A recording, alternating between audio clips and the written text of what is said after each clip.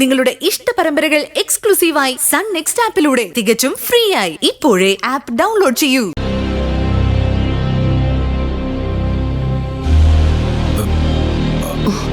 നീയായിരുന്നു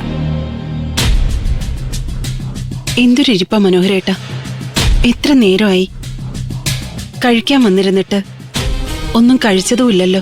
എനിക്കൊന്നും അറിയില്ല പാർവതി. മറ്റെല്ലാവർക്കും ഉണ്ട് തറഞ്ഞ് സുഖമായിട്ട് ഉറങ്ങാം. ഒറ്റയ്ക്ക് ചുമക്കാൻ ഞാനൊരാളുണ്ടല്ലോ. മനോഹരേട്ടൻ ഇങ്ങനെ ഉള്ളു വെന്ത് വല്ല അസുഖവും വരുത്തി വെക്കാതെ.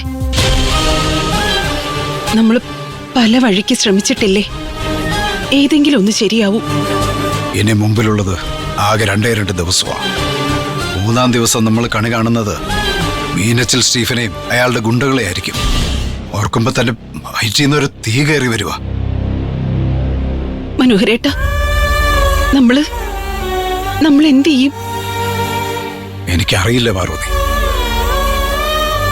ജീവിതത്തെ ആകെ തോറ്റു നിൽക്കുക ഞാൻ. എന്ത് ചെയ്യണമെന്ന് ഒരു എത്തുംപിടിയും കിട്ടുന്നില്ല.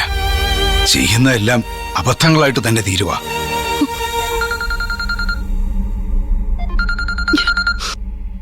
നിരഞ്ജൻ ഡോക്ടറാണല്ലോ. ആ ഡോക്ടറെ. സുധിയുടെ അച്ഛൻ കിടന്നായിരുന്നോ? ഡോക്ടറെ, കിടന്നാലും ഉറക്കം വരത്തില്ലല്ലോ.